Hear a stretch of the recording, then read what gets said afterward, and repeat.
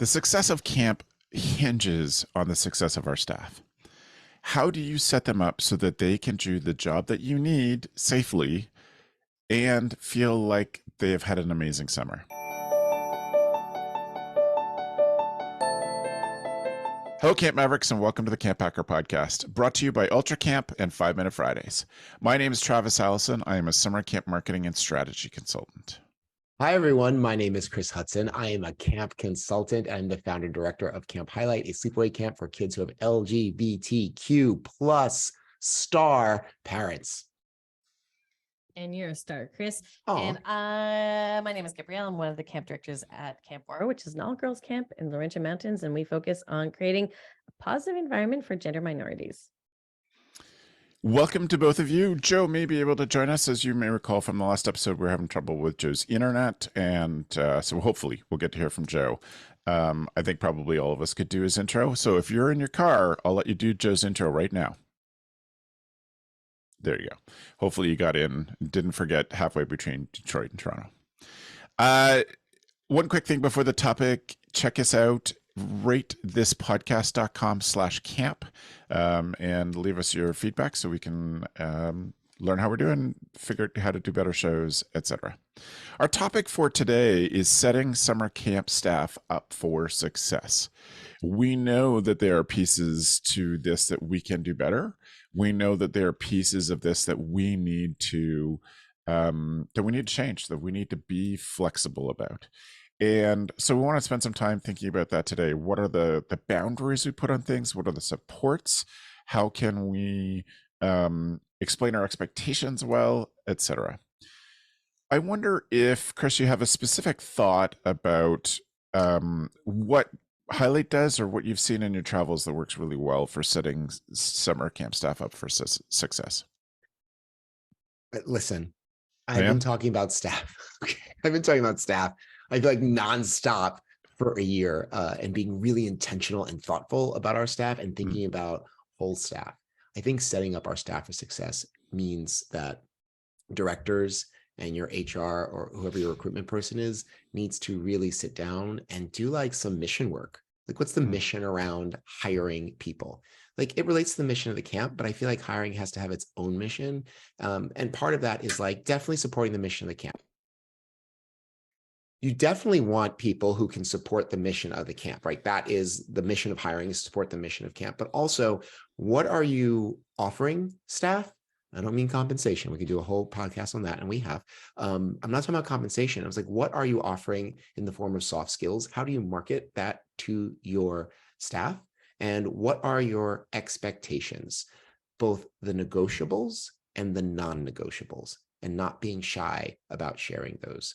I think, to sum up, transparency is good in setting our staff up for success. Is there an evaluative process? Share that with them at hire, if not the interview.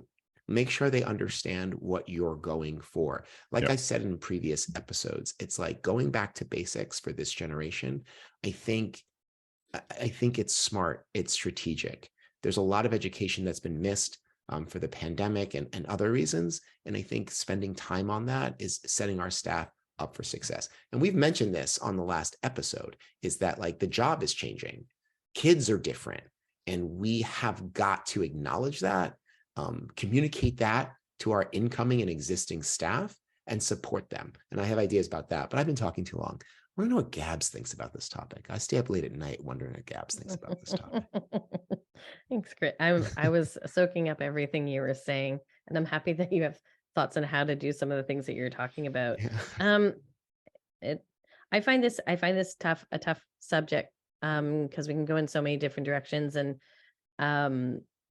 there's so many different types of staff. There's staff that have been with us for a handful of years, there's staff that are new, et cetera, et cetera.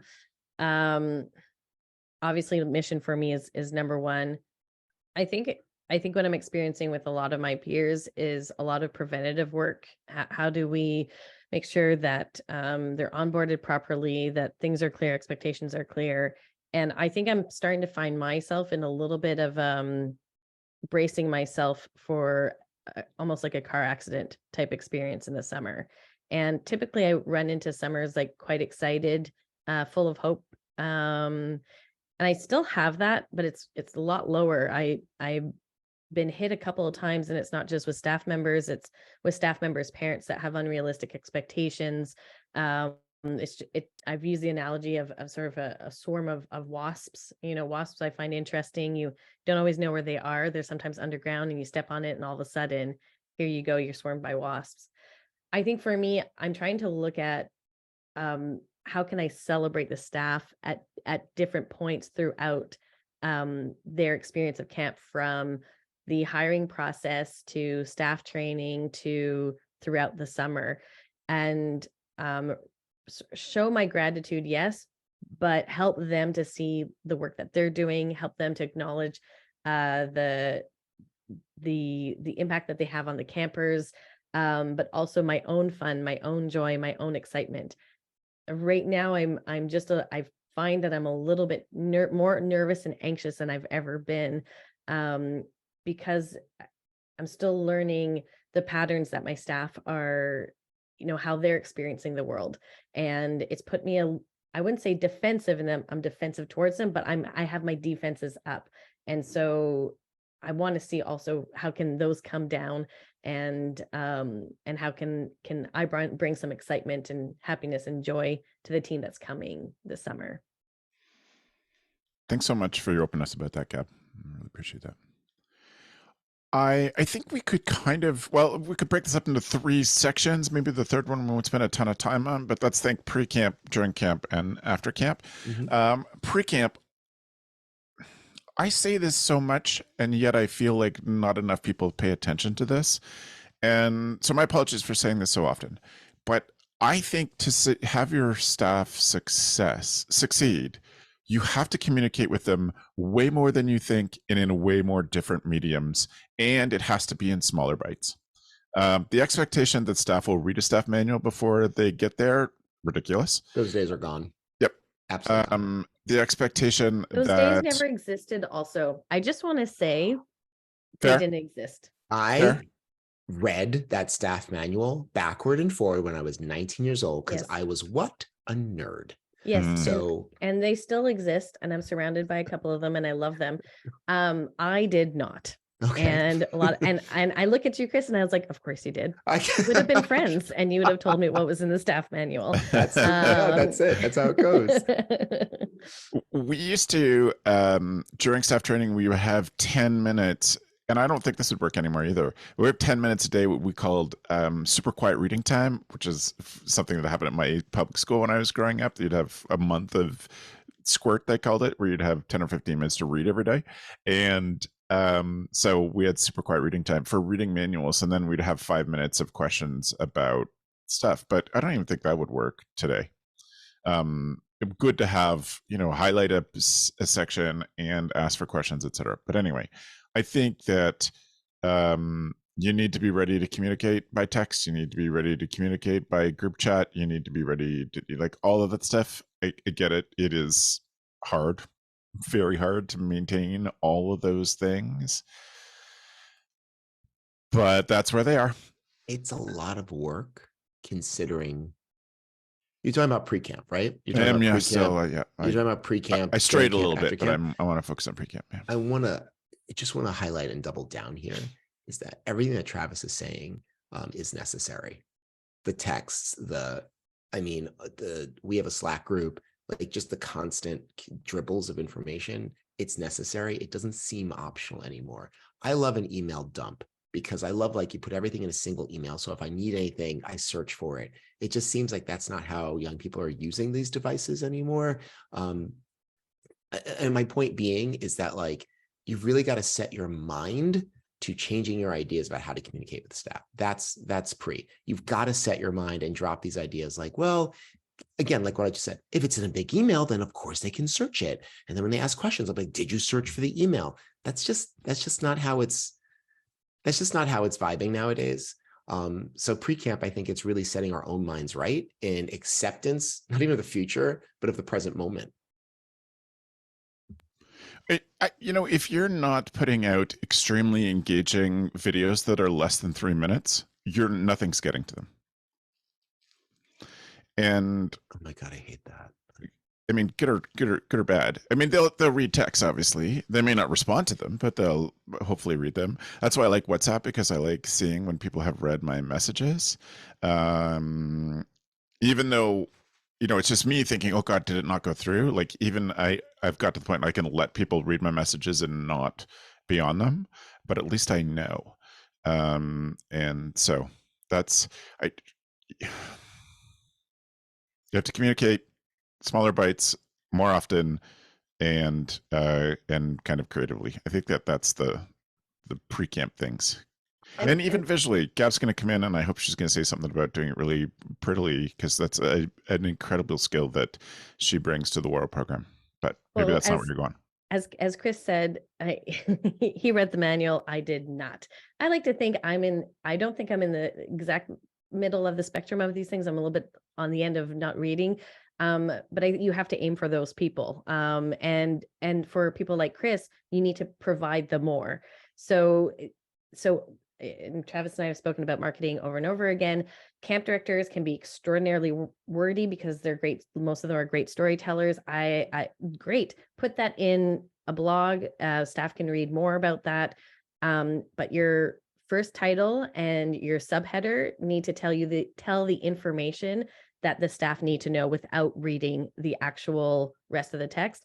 If there is rest of the text, it has to be in bullet points, and you do need to use bold text in certain areas.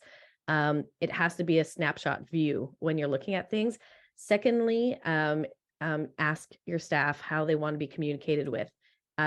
This can happen in the first interview. It can be a part of a survey. Where are you most likely to receive information and respond to information, and how quickly do you think you can respond to information? And this sets an invisible expectation that they're to respond, but it also gives you information. Instead of trying to do the guesswork, figure it out. Our staff actually likes Slack because people are on Messenger, on Instagram. Some of them are email geeks, believe it or not. They're coming back to email. So that's not me, but that's some of them. But there's a general sort of consensus that Slack, because it's on an app, Android and iPhone, that this works. So I ask your staff, but it does create a implicit expectation. But for those wordy camp directors, it has to, just in the first two sentences, the title and the subtitle need to tell you the information that they need to know.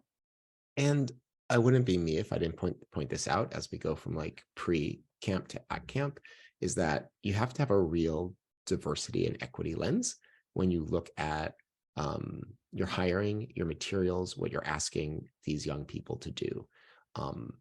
Something like 25% of all human beings would be on the spectrum. And so when you think about blocks of text to read, right? When you think about emails that have a lot of feedback to it, like those are things that some people might miss easily. And it doesn't necessarily mean that they would be bad at the job. It doesn't mean that they're stupid. It doesn't mean any of that. It just means that like the way that a lot of people receive information, there's a significant number of people who it doesn't work for. Like the bits of information, the constant back and forth, like the touching base via text or Slack, that might help someone who has attention issues, as opposed to the big email drop. You could always do both. That's the other thing. You cover all your bases, but you want to have a lens when it comes to ability. And you also have a lens when it comes to diversity around race, gender, religion, nationality, what your first language is, etc. You want to make sure that your materials are accessible because one, of course you do. And two, it lets the staff know what's important to you. And I hope those things are important to you as you move forward into the year working with the kids. So it's a great advertisement for staff to be like, hey, we're thinking about these things for you. And that's also the environment that we're creating. This is the team that you're joining, people who care about this sort of thing. And my communications consultant hat to this is, can you figure out a way to learn from all of the messages? Can you figure out a way to see what works? So if you're doing email messages to your staff, you can experiment with the way you do subtitles, or send them out to watch a video, whichever, and who clicks on it. And so you start to discern what what headlines work, what gets your emails open. Every modern email app has the ability to A/B test, which means put out two different subject lines, even with subtle differences, and then it'll send out, that usually goes up to 30%, and then 70% of the people get the message from the one that worked the best. So that is, so you can learn this stuff. You can practice it. I mean, I acknowledge that there's another level of having to think about things on yet another level that sounds exhausting, even as I say it out loud. I know. But there are ways to learn from the stuff that you do, even if you're not studying metrics behind the curtain in an email app. Exactly. And I think, obviously camp want it's communication, onboarding, setting expectations, making sure they're filling out their forms, understanding their packing list, et cetera, how they set up their, payment if they're internationals. All of these things are, if they're taken care of, lower the anxiety of your staff members. They feel ready, they feel prepared. So one of the things that we've done this year is that we have a paid training online before staff members come. It's 5 hours for each staff members, so they are paid for that time, and there's going to be a base for every single one that is literally filling out their documents. So they are supposed to come with their document filled out. If it's filled out, great. If it's not, doesn't matter. And they're to upload it during that Zoom time.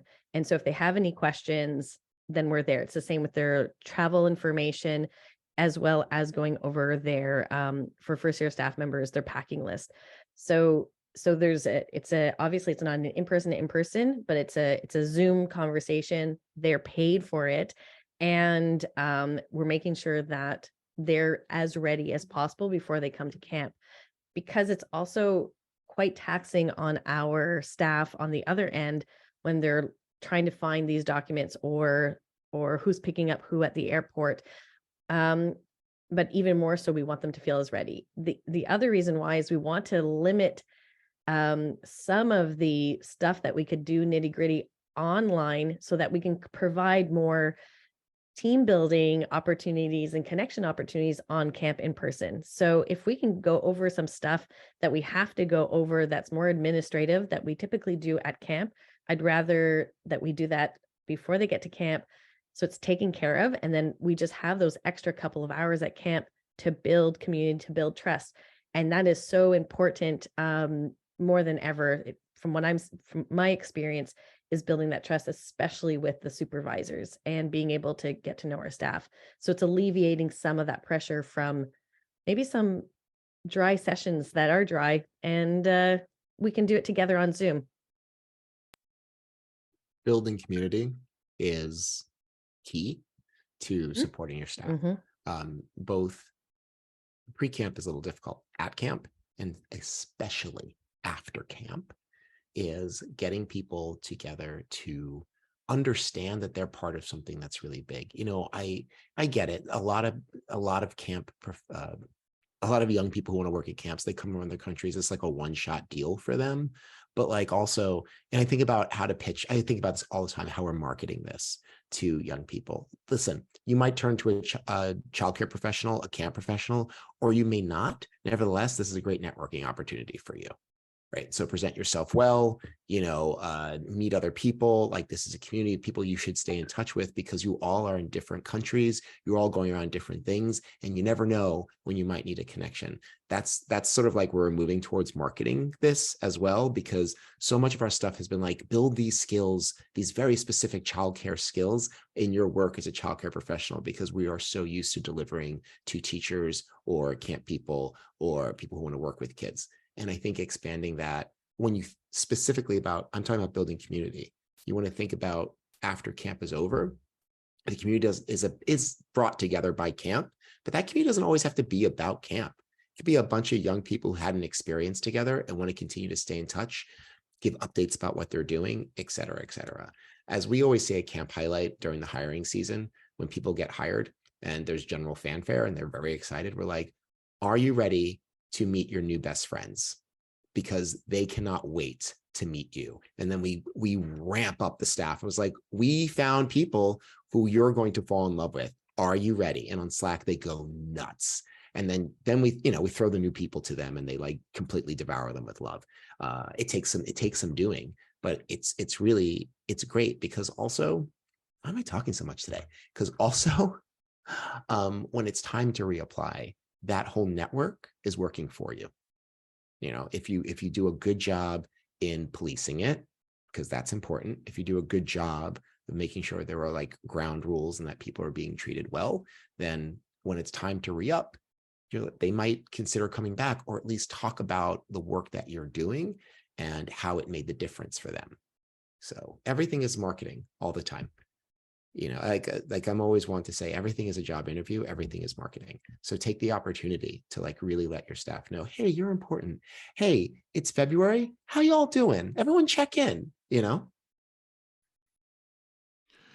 Along those lines of everything is marketing, and therefore how we communicate to them. I just want to say, this is probably my last point about pre-camp, and I'd love to turn our focus a little bit more. I know we're going back and forth on the line of that. Be prepared to remind them of the important things that you need them to know in the moment that you need them to know that. There are apps and websites that you can use that will send out texts at the right time. You can schedule them all ahead of time. Just think about the important stuff, like here's when you arrive at camp. Here's who's coming to pick you up at the bus, or who's going to pick you up at the airport. All of those things you can schedule. And so you've already told them this. You've already got this. I assume that you've sent them the contact information of the person that's meeting them in some other way on Slack or on an email, but there is a lot of value in doing it at the time. And I apply that to the summer as well. One of the principles of running a lean organization, so an organization that's changing every day and is built, you have a community built around change, is that places and activities and just places at camp have clear instructions. Like, I know that there are places that at camps where, just people love that it's clean and it's all, you can't see anything.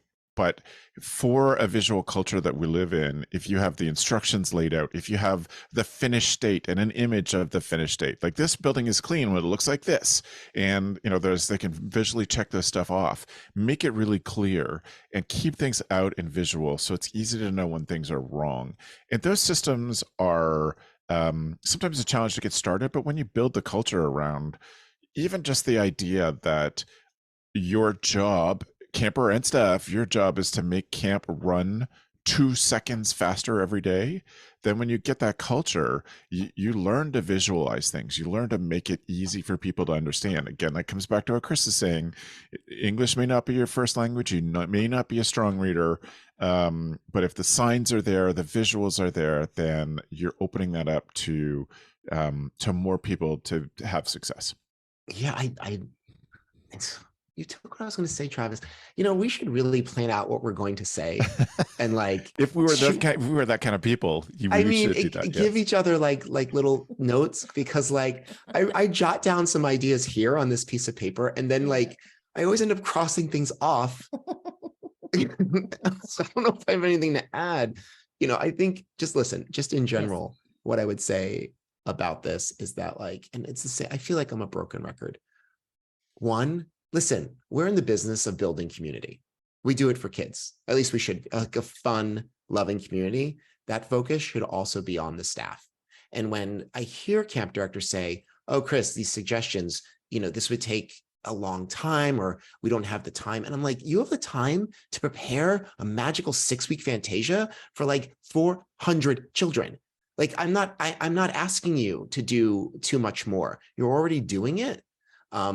So I just want to put that out. Like, if you think, oh boy, this building culture and this building community and this like attention to, equity and ability, this is a lot of work. I mean, you're doing it already.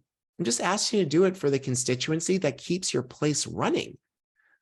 It's kind of a no-brainer. It's hard work, but it's great work because it will pay off manifold. Mhm. Mhm. Gab, do you folks still use a pocket counselor? Oh, yes. Because that seems to me like one of those things in summer that helps give them some confidence and success and easy access to the information they need. Yeah, Do you and mind just start from scratch in that description in case some people haven't heard it before?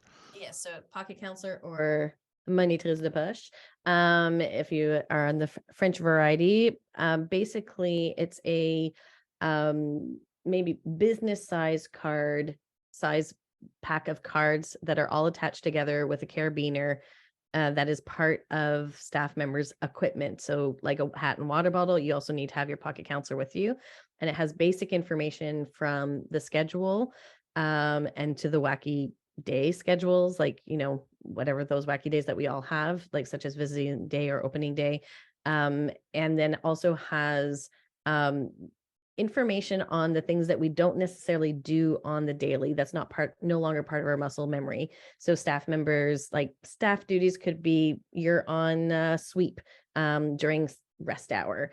And so what are the first things you need to do? One, go and get the walkie-talkie. What channel do you need to be on? You check in with blah, blah, blah. So it's all of these steps that you don't necessarily do on a day-to-day, but it's going to be a helpful guide for you to do. And it's for, especially for first year staff members, it's really, really, really comforting and helpful. And then for staff members that have specific jobs, they have different cards that we add onto it. So anybody from maintenance to kitchen to programming team, how to turn off the sound equipment properly, just all in one little pack that they refer to. And we've also started to do it for our campers. And our campers are, I didn't know if they would like it. Yeah, they I love are it. obsessed with it. Obsessed. Of course. And our returning campers. And we have songs, but fun facts about camp, things you can do during free time. And they carry that around. And if you get, good deal for carabiners with a little flashlight, it encourages them, if you're a sleepaway camp, to have a flashlight, that they have a flashlight with them at all times. And the cards themselves, I would recommend, you can full on laminate it. That's a job in itself, but there is paper that is weather resistant. It's not camp proof, but by the end of the summer, there's going to be cards falling off. But when they need it, especially in the first couple of weeks, it's very, very Gabz, helpful. I have got to interrupt you. Yeah. You're telling me that Yes. you hand out that to every camper and they have it near the end of the summer? Oh, yeah.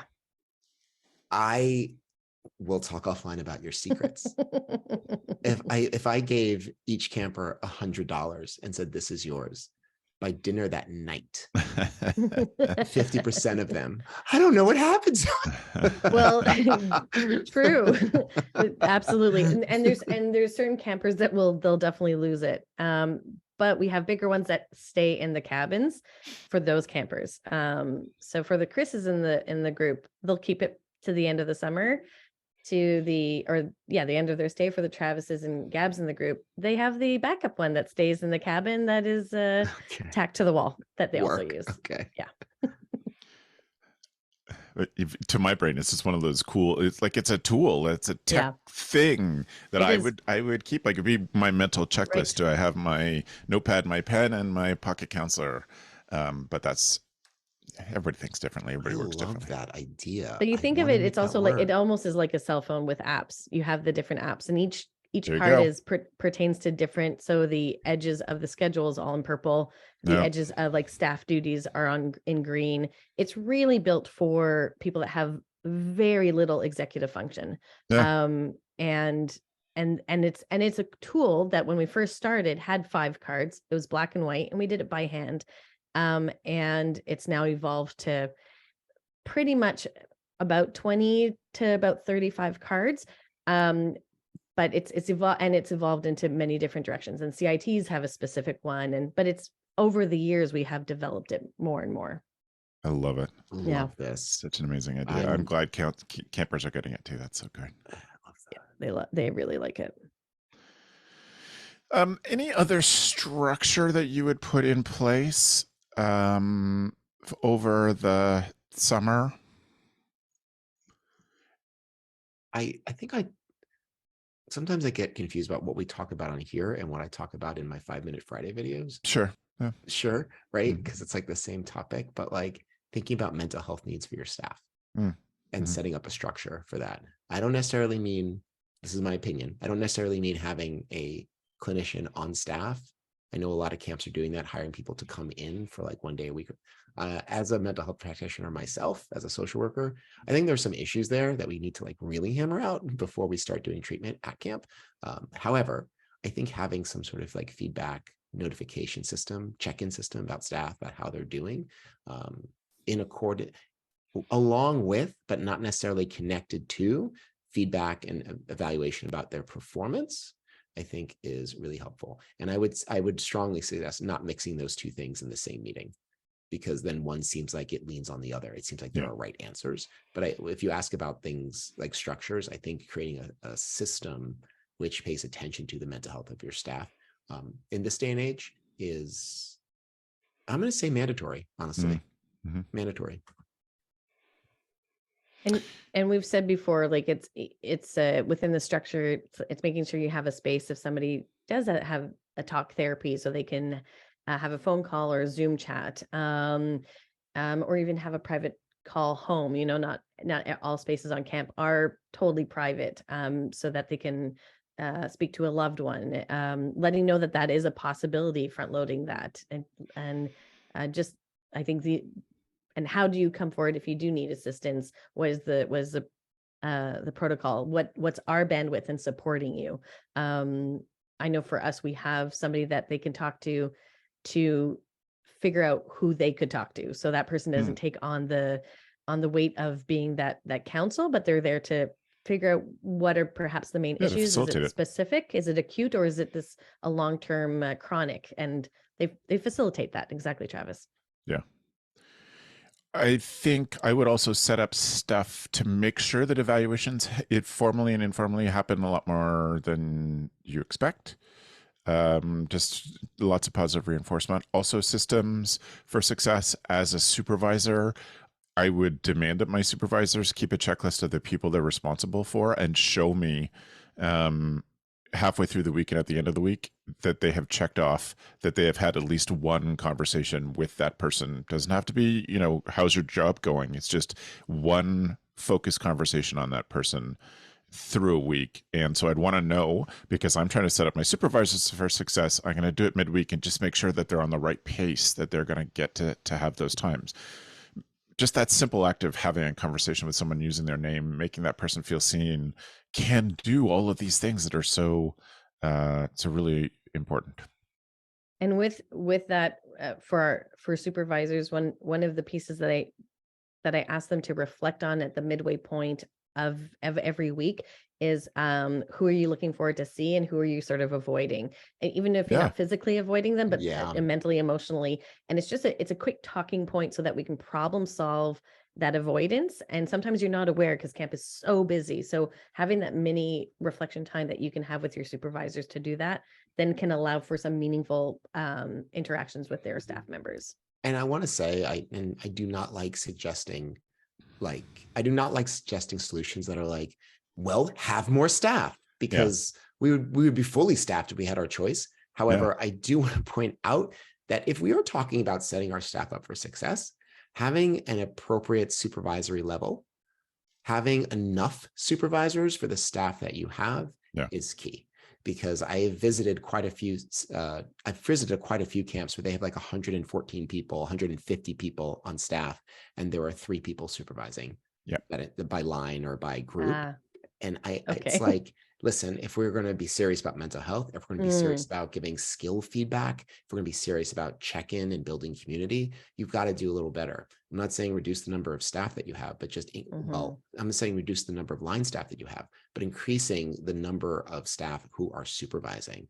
And that's something to think about if you can't do it for this summer, like moving forward. Like, who on your staff would you elevate to a position where they are talking to staff, giving them skills, like figuring it out. I think when we think about staff in the future and setting them up, I think it's time to think a little bit outside of the box as far as like the way that we think about who reports to who, the way that we think about, hierarchical trees.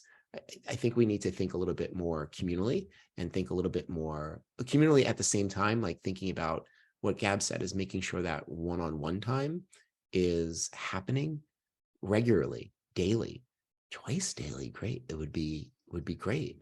The one thing I've noticed about Gen Z is that they can be a little timid about job duties. There's a lot of questions. They tend to be a little black and white, and being able to check in with someone, just being like, is this right? While I sometimes personally find that frustrating, because it's like, yes, I told you it was right 17 times before. If that's what you need to do a good job, yeah, for the 18th time, yeah, you're doing a great job. Yeah, that's right. Not a problem. Excellent. Well, thank you both. Thank you to Joe for suggesting this topic. And I think it's a good one and important that we spend some time on it. What I want to do now is move us on to our tool of the week. I'll go first with my tool of the week this time. The thing that I have is a book from the author Peter Shankman, who has done some really interesting things in the world, but he's spent a lot of the last 2 years talking about his adult diagnosis of ADHD and figuring out the stuff that he does to be successful. He's been very successful before his diagnosis. And so he's sort of breaking down all the things that he created. And so he has a book out called Faster Than Normal, Turbocharge Your Focus, Productivity, and the Success with the Secrets of the ADHD Brain.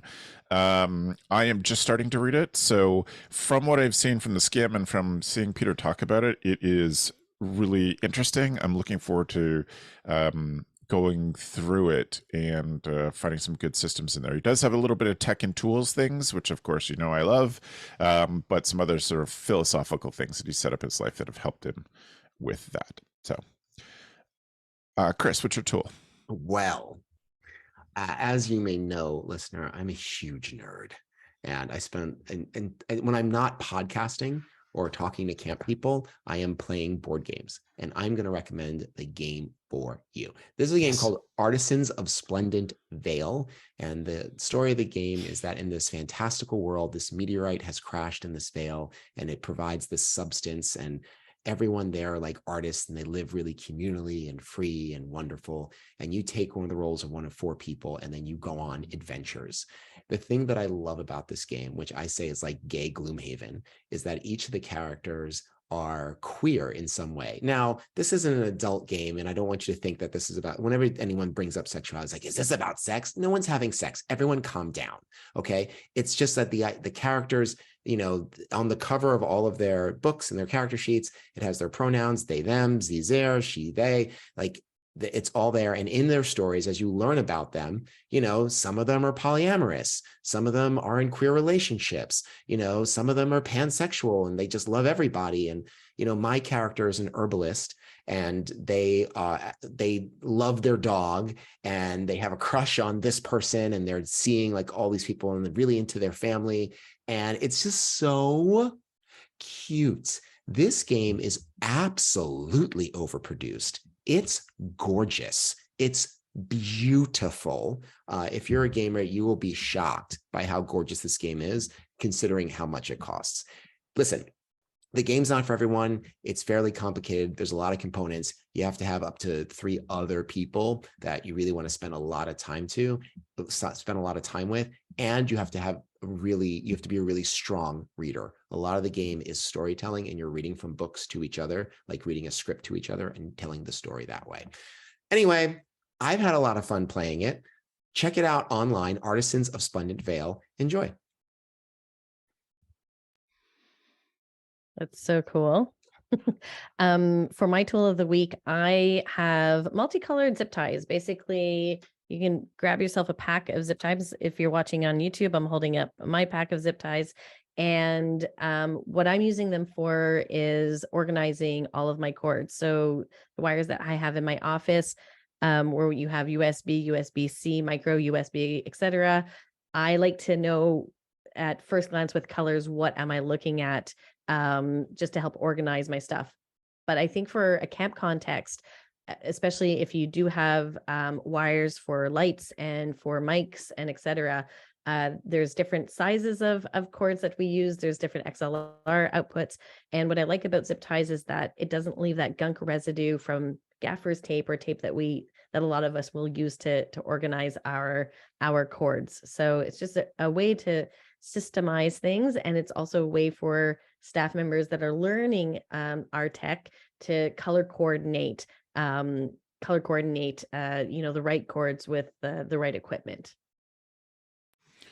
I will also add a little piece onto that. One of the things I've learned is if you're using this as a visual tool, a visual reminder, put that colored zip tie on both ends of a cord. So that wherever it's plugged in might be 30 feet from where it's into a board or into a wall or whatever. And then, like, what's the pink one? Unplug the pink one, or plug in the pink one right now. That can be helpful too, just for simplifying things. Absolutely. Again, both ends. save 2 seconds. Yep. That's worth it. Right on. Well, I want to thank everybody for listening and watching the show. Thank you to the two of you. And again, thanks to Joe for the idea. I want to take just a second to encourage you to check out the First Class Counselors podcast. What Matt and Oliver are doing there is amazing. I think every camp director should be passing them on to their staff. It's purposely built for summer staff to listen to. And they share some great ideas, and they're really thoughtful. And that's great. And I want to just say thank you to all of you. Thank you to our sponsors. And thanks for the evening, friends.